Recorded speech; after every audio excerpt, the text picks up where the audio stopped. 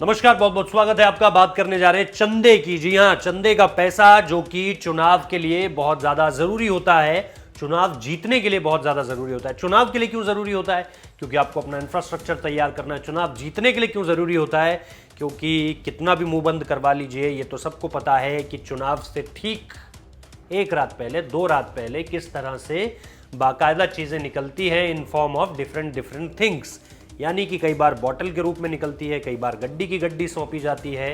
ये भारत के चुनावों में ऐसा होता है या ऐसा नहीं होता है, इसको लेकर आप अलग अलग दावे कर सकते हैं। आप ये भी कह सकते हैं कि जी हमारे यहाँ तो नहीं होता, लेकिन मैं आपको न जाने ऐसी कितनी ही तस्वीरें दिखा दूंगा, ऐसे कितने ही किस्से सुना दूंगा जहाँ पर चुनाव से एक रात पहले सब कुछ बढ़ता है। और जब मैं सब कुछ की बात कर रहा हूँ तो उसमें मॉनेटरी टर्म्स में बहुत ज़्यादा चीज़ों की ज़रूरत होती है। लेकिन अगर आप इस खबर पर जाएं तो ये खबर कहती है कि चुनाव आयोग ने जिन पार्टियों की, बड़ी पार्टियों का जिक्र किया है, बीजेपी ने उसमें अपनी जो इन्फॉर्मेशन है वो फिलअप नहीं की है। लेकिन एक दिलचस्प टिप्पणी बसपा की तरफ से आई है। बसपा को इस बार 20,000 से ज़्यादा किसी ने चंदा ही नहीं दिया है। यानी एक वो स्थिति जहां पर बहुजन समाज पार्टी जो है वो 2017 के बाद लगातार उसका डाउनफॉल शुरू होता है। पहले तो मायावती उन नतीजों पर ही यकीन नहीं कर पाती हैं जो 2017 में उन्होंने देखे थे, और उसके बाद बीते 4 सालों में अगर आप देखें तो कहीं भी बसपा किसी भी फ्रंट पर, चाहे तो नरेंद्र मोदी सरकार का या फिर योगी आदित्यनाथ सरकार का, विरोध करती हुई नहीं नजर आई है।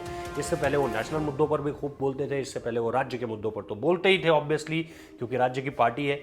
लेकिन इस दौरान कहीं पर भी वो दिखाई नहीं दिए हैं। ऐसे में चंदे का भी चला जाना ये बता रहा है कि क्या पतन की स्थिति पर तो नहीं आ गई है। मायावती भी आजकल दिखती नहीं है, किसी भी तरह की प्रेस कॉन्फ्रेंस हो, पहले हर बार कोई भी सरकार की तरफ से कुछ भी चीज़ें सामने निकल कर आती थी, वो कोई ना कोई, या तो ताज में कोई प्रेस कॉन्फ्रेंस करवा देती थी या लखनऊ की अलग अलग जगहों पर प्रेस कॉन्फ्रेंस उनकी होती रहती थी।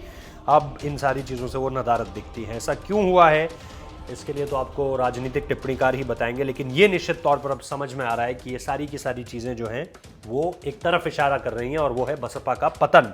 इसके अलावा जो है एनसीपी, जी हाँ, शरद पवार महाविकास अघाड़ी जिसने महाराष्ट्र में सरकार बनाई, उनके चंदे में 5 गुना बढ़ोतरी हुई है। इसे ऐसे समझिए जैसे अब तक उन्हें सिर्फ जो है वो 100 रुपये चंदा मिलता था, और अब बीते 1 साल में सीधे चंदे की रकम जो है वो 500 पहुंच गई।